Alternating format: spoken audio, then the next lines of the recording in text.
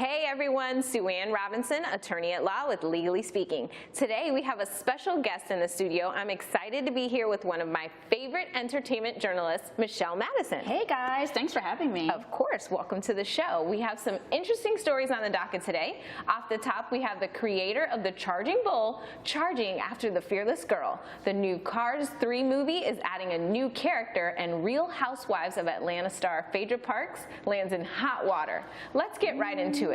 So, Arturo de Modica, the sculptor responsible for the famous bovine bronze, challenged the city of New York over Fearless Girl.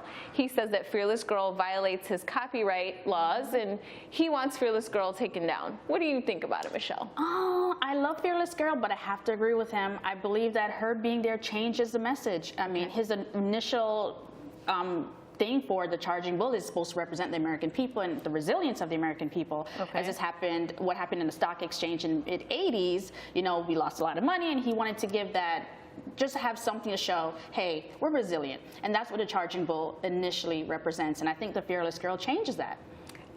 Legally speaking, he has a very thin case. There are some statutes, Visual Artists' Rights Act enacted in 1990. The law does protect artists from any modification that would change the context of the work, like you said, but unfortunately, his work was installed before the legislation went into effect, and it doesn't apply retroactively. So he doesn't have an active lawsuit, but he has sent papers to the city of New York. But even if he filed a lawsuit, he wouldn't really have a case. Oh, geez. Well, I'm still for him. I'm sorry.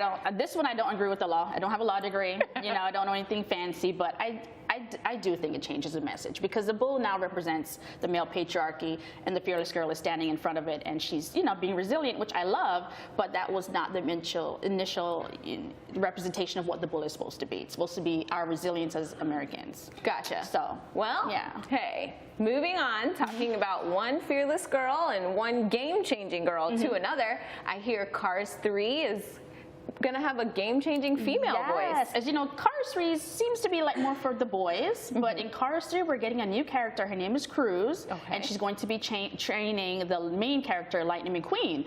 So she's gonna, I think that just seeing her being a racer and not being the love interest in a movie that's about drag racing, that's for little boys for the most part, that's huge. Yeah, Can you that's imagine? Exciting. Next year, your daughters could be doing a princess party or a Cars 3 themed party at a raceway. How fun is that? I love it. I love game-changing women, as you know. As you are one too.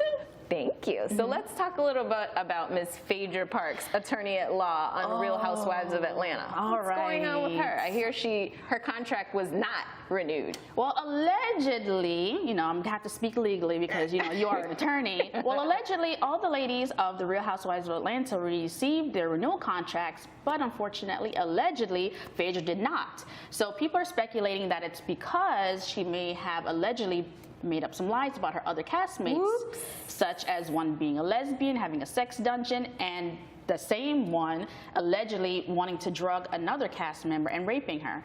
So those are major accusations. Wow. And as an attorney, yeah. Phaedra, here's a tip. Do better, boo. Yes. You can't do that. You can't do that. We all know as lawyers and even as lay people, if you say things about your coworkers or anybody that are not true, that's defamation.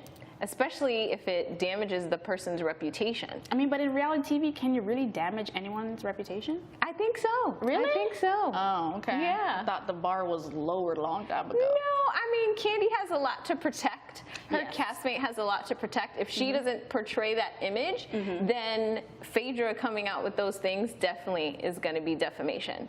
And that's right along the lines of my can I sue question, which is, if my coworker that's spreading lies about me, can I sue that coworker? What do you think about that, Michelle? Oh, hell to the yeah, that's your American right. You sue, and sue even more. You know what? Don't even sue the coworker. Sue the company. That's who has the real money. Go after the real money. I'm just saying. She's just if you're my friend, Go after the company. I love and then it. just bring a civil lawsuit against the person. I know a little something, something. You can sue for defamation, but the catch is, like I was telling you earlier, what they said has to actually damage your reputation. So if you're always late, if you're that person that's always late and they're spreading a lie that you were late on a particular day and that you actually were on time, that's not really damaging your reputation if you already have a reputation for being late. You get what I mean? Okay. All right. So guys, hey, it's not legal advice. I'm just saying. Sue Ann Robinson with Legally Speaking. Do you have some celebrity drama you want me to weigh in on? Hit me up on Facebook, Instagram, or Twitter at Not Just a Lawyer. Thanks so much, Michelle, for joining me today. Thanks for having me. Of And I'd love course. to see you guys on Twitter or Instagram. You can catch me at Michelle_Madison TV. Definitely follow her. I am Sue Ann Robinson with Legally Speaking. See you next time.